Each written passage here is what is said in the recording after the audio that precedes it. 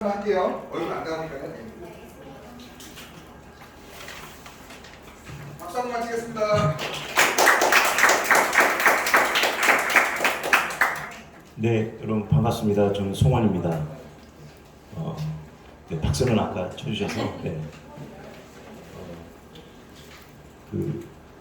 저희가 2시간이 저희한테 이제 배정이 됐는데 앞부분에 제가 좀 잠깐 서론 말씀드리고 우리 문법 김 선생님께서 한 30분 정도, 40분 정도 이제 여러분에게 필요한 거 말씀드리고 제가 국교론 문학에 대해서 설명 좀 드리고 나머지 이제 뒤에 1시간을 여러분이 사전 질문 해주신 부분 관련해서 답변 드리면서 여러분이 중간중간 추가 질문이나 또는 그동안 고민이셨던 또 부분이 있을 것 같아서 그런 질의응답 하는 시간으로 좀 진행을 하도록 하겠습니다. 네, 모두 지금 제가 앞부분에 시작을 할 건데 조금 분위기가 저희도 좀 살짝 또 떨리고 여러분도 조금 어색할 것 같아서 퀴즈 이제 간단하게 한 5분 정도 하고 가겠습니다. 요즘에 MZ세대 분들이 약자 많이 쓰잖아요. SBN, MBN, HBN이라고 하나요? SBN, HBN 그 뜻 아시는 분 계세요? 네. 네, MZ세대 많네요. 선배님, 후배님을 줄여가지고 선배님을 SBN, 후배님을 HBN.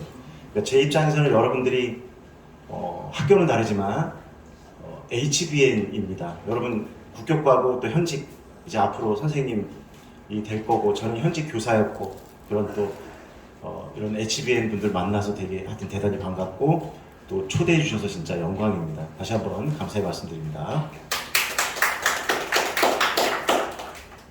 진짜 퀴즈는 지금부터입니다. 중국에서 달에 최초로 뒷면에 인공위성을 띄워보냈다는데 혹시 이름 혹시 아시는 분 계실까요? 지난 6월에 달 뒷면에 중국의 인공위성이 도착을 했답니다. 혹시 이름 아시는 분 있을까요? 네. 이름이 창어 6호입니다. 창어 6호가 발견한 게 있답니다. 달 뒷면에서 최초로. 혹시 그게 무엇인지 아시는 분 대답하시면 선물 드리겠습니다. 창어 6호가 인류가 한 번도 가보지 못한 달 뒷면에 착륙해서 발견한 게 있답니다. 그것이 무엇일까요? 넌센스입니다.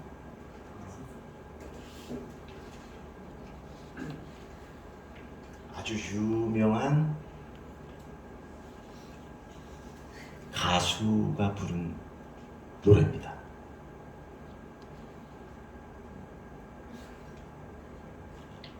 힌트 좀 더 드릴까요? 여자 가수입니다. 아닙니다.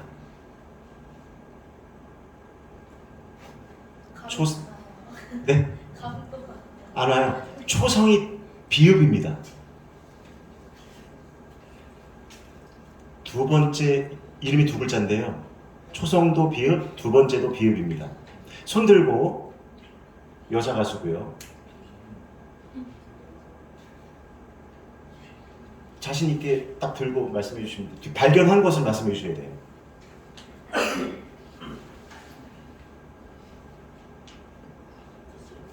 그럼 가수 이름까지 말씀드릴까요? 아니요. 예. 네.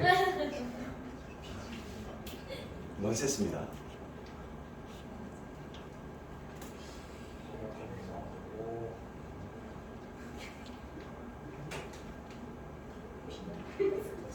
비읍입니다. 2글자인데. 예, 저 손 드셨습니다. 이름 비슷한데, 네. 아닙니다. 가수 이름을 생각하셔서 연상을 하세요. 그 사람의 노래 가사에 있습니다. 답이. 그럼 가수 이름까지 말씀드릴까요? 네, 첫 글자만 알려주세요. 가수 이름이요? 네. 정답은 아니고 가수 이름을 알면 금방 압니다. 혹시 손 드셨는데? 정답입니다. 비비가 불렀는데요. 달디 달디 달디 달디 밤양갱. 앞으로 나오시죠. 밤양갱을 선물로. 네. 좀 당황스럽고 제가 넌센스라고 이제 우리 국어과는 좀 약간 진중하고 항상 진리를 탐구하기 때문에 또 넌센스는 좀 약하다는 생각이 듭니다. 이렇게 조금 이렇게 마음이 조금 그래도 좀 풀어지셨을까 싶어서 바로 우리 김 선생님 모시고 문법 공부 어떻게 해야 되는지에 대해서 조금 설명 듣도록 하겠습니다.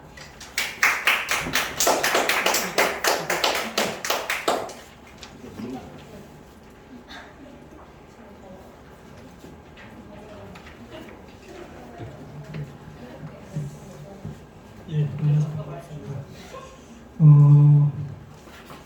이 자리가 나는 여러 번 강의를 여러 번 오래 강의를 해봤는데 굉장히 어려운 그런 자리인 것 같아요. 이렇게 도움이 될 만한 그런 얘기들을 좀 잘 풀어봐야 되는데 여러분들이 그 왜 질문 준 거 있잖아요. 근데 여러분들이 당부하고 싶은 게 뭐냐면은 질문은 명확해야 돼요. 이렇게 질문해 어떻게 해야 되냐면은 문법 공부를 어떻게 해요? 라고 물어보잖아요. 그럼 물어보면 만한 질문이잖아요. 혹시 그랬다는 말이지. 그러니까 앞으로 여러분들이 이제 국어 공부하면서 특히나 국어학은 아는 걸 이렇게 잘 아는 게 중요한 게 아니고 모르는 거 명확히 아는 게 중요하죠. 그게 실력이에요. 자기 실력이에요. 그러니까 이 실력을 가늠하는 기준이 뭐냐면은 질문을 했을 때 대답하는 것 듣고 실력을 하는 게 아니라 질문하는 내용 있잖아요.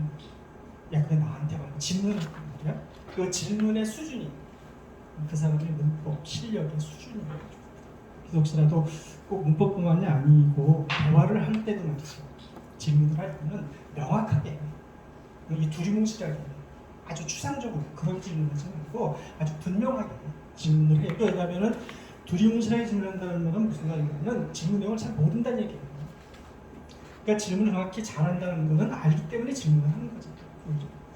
그럼 좀 그런 차원에서 나는 질문들이 좀 미리 여러분들이 좀 이제 설명을 좀 해야 되는데 굉장히 다행스럽게 생각을 여러분들이 질문을 아주 명확히 해줘서 내가 그 질문에 대답을 조금 더 명확히 할 수 있지 않았었을까 하는 생각이 들기도 하고 한편으로는 여러분들이 질문한 내용을 내가 중심으로 해서 간단하게 어떻게 문법을 공부해야 될지를 좀 얘기를 할까 싶은데요.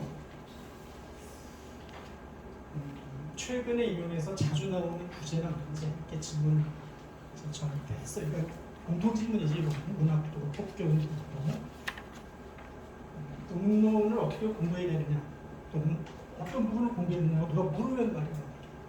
가정에서 이제 우선 이렇게 우리가 사실은 여러분들 이렇게 왜 목표물로 가려면은 그걸 알려 써야 되잖아. 잘 써야 되잖아. 엉뚱한 데서 쓰지 말고 이게 기본이지. 기초. 그래서 이 두 가지예요 문제에서. 이게 제대로 자기 서는 어떤 순서지 있지. 그래야 이제 올바른 방향으로 갈 수 있잖아. 그 최종 목표가 아니야. 여러분들 이 두 가지 우문에서는 우문이라는 게 뭐고, 저 우문을 어떻게 변별해낼 건가. 그 변별 방식. 또 하나는 변동 과정. 우문이 어떤 과정을 거쳐서 변동하는 거. 이 두 가지 우문에서 가장 핵심적인 내용. 그러니까 모든 이 문법 공부, 우문론의 공부는 여기서부터 출발해요. 그러니까 여러분들이 시험을 내가 이제 보겠다라고 결심을 하는 그 순간 있죠. 그 순간 전까지 그 본격적으로 문법 공부를 시작하기 전에 여러분들이 워밍업을 해야 될 어떤 내용, 우문론에서는 이렇게 가지. 그러니까 여러분 이제 절대로 잊어버리면 안 되죠. 여러분들이 혹시 뭐 학년은 조금 다르겠지만 우문론을 혹시 뭐 배웠거나 학교 때 지금 이제 신청을 해서 그동안에 들었거나 들을 예정이라면 말이지. 특히나 임용 시험에 대비해서는 이 두 가지 부분을 집중해서 잘 좀 이해해주고 있어야 되지 않을까 하는 생각이 들기도 하고요. 두 번째는 형태론이 세 파트예요. 세 파트가 아니고 세 파트. 그래서 형태소하고 단어일자하고 풀이사 세 파트인데 형태소에서는 이형태라는 게 있어요. 이것도 알겠지만. 그리고 이형태가 교체가 돼요. 이형태와 교체. 두 번째, 단어의 짜임은 도대체 파생과 어떻게 어떤 과정을 거쳐서 단어가 파생이 되고 합성이 되는 이 과정의 문제. 세 번째는 품사 간의 차이예요. 예컨대 부사와 관형사는 어떻게 다른가? 동사와 형용사는 어떻게 다른가?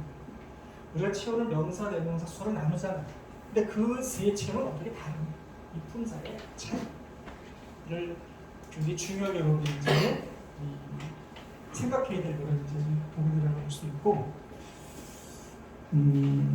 통사로는 여러분 이렇게 공통되게 하지 이렇게. 그러니까 저 문장의 성문부터 시작해서 문장의 짜임, 시간 표현, 높임, 피동, 사동, 부정까지인데 종류, 문장 성분의 종류. 여러분들 저거 중학생도 배우는 거 아닌가라고 생각을 하잖아. 근데 가끔 그런 말을 그냥 어린 섞어놓지도 없다. 이게 간단한 문제가 아니에요. 특히나 실험 방식 때문에 도대체 이 통상에서 논의해야 될 이 문법적인 이 사안들이 어떻게 실현되지느냐, 실현의 문법 요소들입니다. 이 부분은 통사론에서도 중요하고 형태론에서도 중요하겠지. 여러분들이 혹시 통사론 하면 통사론에 예를 들어서 문장의 짜임의 종류는 어떤 게 있고 유형이 종류라는 거니까 이건 어떻게 만들어질까? 어떤 과정을 통해서 만들어질까? 여러분들이 항상 이 염두에 둬야 우리가 통사론에서 여러분들이 방향을 잃지 않고 원하는 어떤 이제 그 목표를 여러분들이 이룰 수 있지 않을까 그런 생각이 들기도 하고,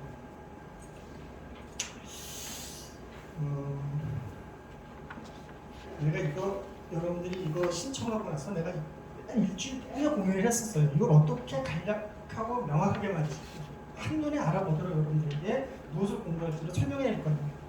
그래서 이게 아주 고민스러운 그런 인의 시간이었기도 했는데 의미로는 말이지 진짜 세 파트예요. 특히나야, 특히나. 일관계, 단일관계, 삼관계. 여러분들이 가장 이제 이 아주 부담스럽게 생각하는 게 중세국어 문제. 어떻게 할 거냐는 거지. 한 가지 여기 적지 않았는데 우선 원문 읽기 있죠. 원문을 읽어요. 여러분의 마음으로 소리 내서. 두 번째가 형태를 해석을 하죠. 단어가 됐든지 문장이 됐든지. 그 다음에 어용 분석. 그러니까 중세국 문법에서 여러분들이 문법 이론에 자꾸 부담을 갖지 말라는 거예요. 큰 의미가 없어. 이론은 큰 의미가 없어요. 사실 이 의미가 없다는 말하는 거는 현대국 문법에 대한 이론이 충분히 숙지가 돼 있으면 말이지. 거기에 근거해서 문제를 풀면 돼요. 근데 문제는 뭐냐면 해석이 잘 안 돼요. 한 발자국도 못 나가요. 그래서 현대어로 단어가 됐든지 아니면은 문장이 됐든지 간에 현대어로 정확히 해석하는 연습. 이제 본격적으로 공부를 시작하기 전에 여러분들이 좀 해줬으면 싶은 생각이고, 여기 여러분들 필수 개론서가 뭐냐고 물어봤잖아요. 질문한 학생이 있죠. 둘 중에 하나예요. 둘 중에 하나. 그러니까 내가 선택해 줄 수 있는 개론서야. 또 여러분들이 또 뭐 이렇게 주변에 선배들이나 이제 또 뭐 이렇게 듣고 또 여러분들 선택할 수도 있는데 내가 만약에 여러분들에게 권한다면 말이야. 둘 중에 한 권을 선택하면 돼요. 두 개 다 안 해도 돼요. 두 개 다 안 해도 한 권. 기본에서 그렇지. 기본에서. 여러분들이 뭐 본 학생들도 있을 거고요. 그러니까 처음 들어보는 경우도 있을 텐데 제목은 저걸 빛깔에서 출판사하고 제목만 여러분들이 뭐 이렇게 좀 능력에서 봐주는 거예요. 심하죠. 표현부구 문법론이 있어요. 이걸 보던가 아니면은 아까 뭐 선물 준다고 그랬잖아요. 끝나고 산타크로스가 아니니까 선물을 줘요. 선물을 주기는 그건 아니고 여러분들이 필요한 아마 혹시 필요한 여러분들에게 선물로 선물은 아닌데 채워줄지는 모르겠는데 이게 문법과 문법론의 이해라는 책이에요. 이 책 이름이 그래서 이게 이거예요. 심화 교재는 둘 중에 하나. 그러니까 두 권만 있으면 돼요. 두 권. 이 기본서 하나, 기본 교육서 아니고 심화 교육서 하나씩. 두 권만 가지고는 충분히 여러분들이 시험에 대비할 수 있으니까 절대로 이 개론서나 이 교재에 대한 부담은 여러분들이 좀 갖지 말았으면 싶은 생각이 있어서 그래서 제가 당부하는 거니까 두 권만 여러분들이 가지고 시험 볼 때까지 그 책이 낡아서 다 떨어질 때까지 말이지. 그러니까 여러분들이 보고 또 보고 보고 또 보고 하면 되죠. 최근 말 개론 이 교재 이제 개론서는 여기 내가 영역별 공부 방식을 또 물어봤죠. 영역별 공부가 어떻게 할 거냐 이제 이걸 이제 여러분들이 질문했는데 내가 공통적인 방식만 얘기할게요. 국어학은 개념 학문이에요. 문법은 개념을 충분히 여러분들 공부해야만 풀 수 있어 사실. 기본으로 있지. 내가 여러분들이 지금 나눠준 그 A4 용지 있죠. 형태로 그거 내가 맛만 보여주는데 그 개념을 이해하고 있어야 된다는 거지. 단 외우면 안 되죠. 그러니까 암기해서 예를 들어서 이제 개념을 내가 숫자에다 이건 아주 문법을 망치는 절대로 문법은 암기 과목이 아니에요. 그러니까 거기 나와 있는 그 왼쪽에 나와 있는 그 용어들 있죠. 그 여러분들이 그거 안 보고도 누구에게나 여러분들이 이제 아까 가르치는 학생들이겠지. 여러분들이 잘 설명해낼 수 있는. 그래서 이 개념에 대한 이 여러분들 이해를 좀 충분히 하고 있어야 그래야 출발선에 설 수 있다. 올바른 엉뚱한 데 가서 지금 그늘지 않고 말이지. 여러분들이 특히나 문론도 그렇고 지금 나머지 형태로 일부죠. 일부, 2부도 있겠지만 3부도 있고 그래서 2부, 일부 청사론도 마찬가지입니다. 그래서 영역별 공부 방식은 공통적인 방식은 개념에 대한 정확한 이해라고 하는 걸 대신 절대로 외우면 안 돼요. 그것도 여러분들이 명심해 줘야 되겠어요. 내가 이거는 너무 유치해서 내가 할까 말까라고 생각을 했었는데 임용시험에서 합격을 결정짓는 중요한 요소가 뭐냐 이렇게 이제 물었잖아. 저게 굉장히 자칫하는 부분은 아주 추상적인 질문처럼도 느껴질 수 있어. 이걸 나한테 구체적으로 해석했지. 여러분들이 질문을 추상적으로 했지만 그게 이렇게 추상적인 질문이 아닐 수도 있다고 생각을 해서 지금 그 질문에 대답을 하는 건데 방향이죠. 그렇잖아. 뭘로 방향을 잡을 거냐. 방향을 잡아야 되잖아. 이렇게 나침반을 가지고 뭘로 잡을 거냐. 기출문제. 기출문제는 바이블이야. 임용시험의 바이블. 특히나 국어 임용시험의 바이블. 그 기출문제를 충분히 자기가 아주 그냥 문자만 봐도 답을 알아. 할 정도. 답을 외우라는 얘기는 아니지만. 그러니까 과정이 굉장히 이제 힘겹겠지. 문제를 보고 답을 할 정도로 얼마나 기출문제를 많이 풀어봤겠는가. 근데 가는 방향은 기출문제로부터 시작. 근데 간절함이라는 말은 무슨 말이냐면 시간은 없는데 내가 요거는 얘기하고 맞춰야 되는데 합격생 중에 한 명이 여학생인데 국문과 출신이에요. 그러니까 아버지는 안 계시고 엄마만 계셔. 엄마하고 나는 계세요. 근데 4학년쯤 됐는데 4학년 때 이제 자기가 경험했던 걸 얘기해 주는 거예요. 자기 이모가 있는데 이모 딸이 셋이 있대요. 다 간호사야. 정규대학을 나온 간호사. 그러니까 이제 월급이 많지. 그러니까 이 이모가 자기가 뭐라고 얘기했냐면 야 너는 부문과 나서 뭐 할 거냐. 너도 빨리 간호조무사야. 언니들처럼 다 언니였나 봐 이제 이모 딸들이 말이야. 얘가 그 말을 듣고 너무 자존심이 상하더라는 거야. 내가 이렇게 부문과를 이제 졸업할 이제 목전에 이르는데 아무리 우리가 집안이 어렵고 그렇다고 어떻게 나한테 이모가 간호조무사를 하라고 하느냐. 그게 취업이 빠르니까 이제. 근데 어느 날 엄마가 그 얘기를 하거든요. 내가 이제 교직 그 국문과는 2명만 줘요 교직. 국문과에서 자격을 이급 정 자격을 2명만 주는데 된 거야. 얘가 이제 2명 중에 된 거지. 그러니까 엄마가 불러서 그러더래. 내가 앞으로 2년만 도와줄게. 경제적으로 이제 힘드니까. 2년만 공부를 하다. 얘가 이제 그 말을 듣고 공부를 시작한 거야. 이혼 공부. 근데 이제 얘가 밤에 이 공장에 이제 이렇게 독서실에 이제 그래서 그 엄마가 이게 근무하는 그 동작이 알아내. 그 엄마가 운전하는 그 3층 그 공장을 끝나보면서 지나요. 그래서 결심을 해요. 반드시 합격해야 돼. 이게 어떻게 나타나냐면 간절함이라는 건 마음으로만 되는 게 아니잖아. 합격해야지. 꼭 합격할 거야. 그냥 헛생각, 망상이지 망상. 그냥 행동을 옮겨줘야 되잖아요. 간절함. 어떻게 간절하면 행동을 옮겨질 거냐는 거잖아요. 이제. 그러니까 맨날 결심만 해. 결심하고 각오하고 열정을 막 가져 속으로. 그냥 생각으로. 그러니까 한 발자국도 못 나가잖아. 그리고 지치고 마는 거지. 내가 어떻게 이 학생이 합격 하겠다라는 걸 확신했냐면 나를 무척 귀찮게 했어요. 학원에도 나왔고 이제 학원에도 나왔지만 인강도 듣고 이제 뭐죠? 얘네도 초수학교를 했으니까 4학년 때 시험 보고 된 거지 그냥 봐. 이제 학교도 다니고 교장실도 나가야 되고 하니까 막 바빴단 말이야. 저도 바빴고. 근데 나를 몹시 귀찮게 보였어요. 근데 내가 합격을 왜 확신했냐면은 아까 내가 얘기한 것처럼 그 질문을 할 이 학생이 질문지를 가져와 노트 자기가 필기하고 외운 노트 노트를 내가 이렇게 보고 노트를 보고 질문을 들으면서 확실하는 거죠. 합격하는 그 노트에 필기된 내용을 보고 있는 거죠. 그러니까 자기가 모르는 거 정확히 알고 있었던 거죠. 거기에 이제 간절함이 되어 있었던 거죠.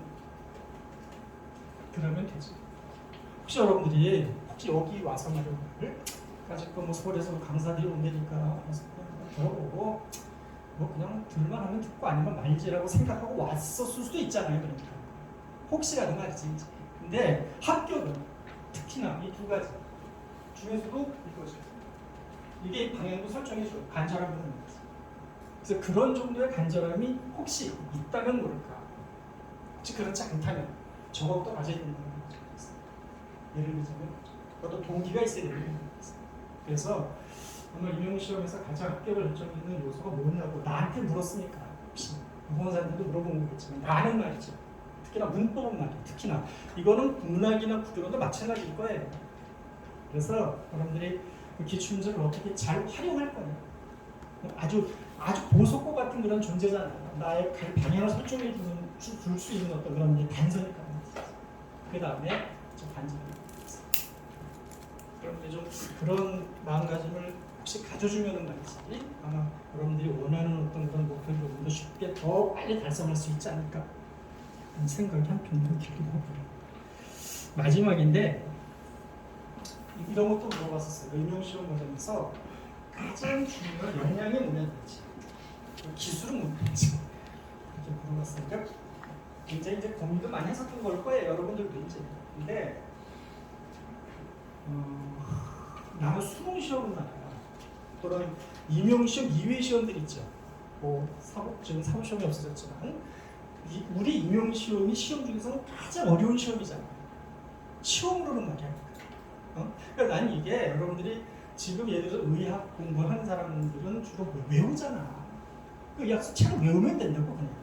근데 임용시험은 외웠을 수 있는 시험이 아니잖아요. 그래서 기본기가 더 필요하지. 그걸 어떻게 여러분들이 탄탄히 다져놓을 거냐. 시간이 많이 걸려요. 기본기를 다져. 그 기본기를 다지는 방법 중에 하나가 뭐다? 그게 아까 말한 개념과 방향이에요. 이게 잘 그 방향과 개념을 잘 설정하는 게 그게 기본이에요. 근데 이제 급하니까 자꾸 응용을 하려고 들어. 이 문제를 시험에 집중할 거를 뽑아서 푼다라든가 예를 들어 시험에 나올 부분을 자기가 뽑아서 공부한다라든가 이게 잘 안 돼요. 그래서 이 시험은 말이지. 그래서 그 기본기를 어떻게 갖춰줄 거냐. 그게 역량입니다. 스킬이라는 건 뭐냐면은 기출문제도 풀지만 우리가 기출문제와 관련해서 좋은 문제를 얼마나 많이 평소에 풀어보는 거예요. 이게 기술이죠. 기술자가 되는 얘기는 아니에요. 그런데 이 시험에 합격하는 사람들 중에 기술자들도 있어요. 기가 막힌 시험 문제를 잘 보는 학생들이 있다고. 그러니까 그건 선천적으로 타고나는 거지. 이제. 근데 우리는 그럴 수는 없고 이제 무한한 노력이 필요하죠. 그래서 얼마나 우리가 그 좋은 문제를 평소에 자기가 많이 풀어보는 연습을 하는 거예요. 이게 시험 보는 기술을 함양시키는 가장 좋은 방법입니다. 내가 자꾸 이제 오늘 길어져서 문제는 모르겠는데 훔치면 돼요. 나중에 필요하면 훔쳐요. 아무도 세린다고도 그런 말씀은 안 했는데 이 부고학 실적 모의고사라는 책이 있어요. 예를 들어서 이 모의고사용 책이에요. 혹시라도 이제 이런 문제를 풀어본다면 풀어. 시험을 그러니까 이렇게 기본기에 섰잖아요. 이제 개념도 어느 정도 자기가 이렇게 이제 갖췄고 간절함도 있고 방향도 설정이 됐잖아요. 이제 앞으로 나가야 되잖아요. 이제 그러니까 나가는 과정에서 어떻게 내가 기술을 함양할 거냐 또는 강할 거냐라는 거잖아요. 그게 이 좋은 문제를 얼마나 여러분들이 많이 고민해가면서 풀어보는 게 틀리기도 하겠지만 이제 암담하기도 하고 있지. 내가 왜 이 문제의 답을 깜깜하게 모르고 있는가라는 걸 그러니까 좌절도 하겠지만 말이지. 그래서 그런 과정을 통해서 이 스킬이 이제 강화될 수 있는 것들이 어떻게 기본기를 충분히 자기가 갖출 것이냐. 또 한 가지는 요즘에는 이제 스타일이 말이죠. 여러분들이 한번 모의고사 지금 받은 거 있잖아요. 독해. 주어진 문제의 지문의 내용을 얼마나 정확히 잘 이해해내는 거예요. 왜? 그 지문의 내용 속에 답에서 필요로 하는 단서들이 그 지문 속에 들어있어요. 그걸 찾아내야 되는 알겠지. 근데 독해가 안 되는 문제. 이게 무슨 말인가 싶어. 예전 문제는 말이야 자료를 주고 문제 바로 물어봤다고. 자료 줘 그냥. 주고 문제를 물었는데 지금은 이 문제를 푸는데 필요한 이론적인 내용들을 그 자료에 담고 있어요. 설명을. 그걸 여러분들이 독해내야 돼요. 그래야 어떤 방향으로 답을 쓸지 여러분들 설정해낼 수 있죠. 그런 측면으로서의 그러니까 여러분들 좀 어렵겠지만 혹시 이건 내 개인적인 바람입니다. 너무 휴대폰에 매달리지 말고 독서 좀 해서 보면 좋겠지. 시간이 좀 있으니까. 네?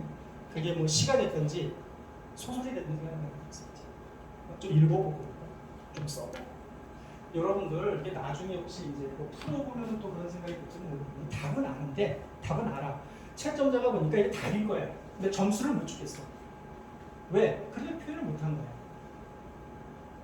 그렇게 문법적으로 표현이 안 돼 있는 거예요 지금 답이. 이게 답을 알고 있구나라는 건 알겠어. 근데 점수를 줄 수가 없는 거죠. 왜? 표현이 안 되니까. 그런 측면도 있어. 그러니까 이거는 독해라는 것이 사실은 이거야. 주어진 질문의 내용을 이해내는 데 있어서 필요한 능력이지만 이제 독해가 돼야 쓸 수 있을 거 아니에요. 그러니까 그런 측면에서 특히나 쓰는 것보다는 이게 먼저죠. 독해가 먼저. 어떻게 평소에 여러분이 조금 지금 여유가 있을 때만 시간적 여유가 있을 때만 저 능력을 더 많이 강화시킬 겁니다. 중요한 이제 임용시험에 합격하기 위한 중요한 어떤 관건이라고 볼 수 있습니다. 그래서 임용시험 과정에서 가장 중요한 역할과 역량과 스킬이라는 것, 이 역량은 기본기하고 독해력이고 스킬은 문제를 푸는 연습이죠. 여러분들이 좀 그런 차원에서 이 문법 공부를 처음에 어떤 과정에서 어떤 마음가짐을 가지고 시작을 하느냐 중요한 테니까. 그렇잖아? 아니 오늘 시작하는 사람 내일 시작하는 사람보다 빠르겠지 더. 하나도 먼저 시작하는 게 말이야. 먼저 결심을 하고 말이죠. 여러분들이 좀 그런 차원에서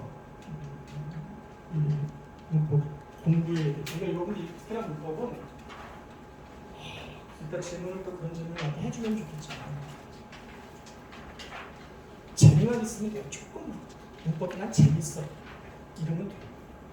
또 어떻게 재미 느낄 거냐라는 건 이제 개인적인 사정들이 있으니까 조금씩 다를 수 있지만 여러분들이 좀 그런 차원에서 이 역량적 여러분들이 기본기라든가 개념에 대한 이해라든가 방향이라든가 좀 잘 설정해 줬으면 좋겠고 지금 나눠준 저 표 있잖아요.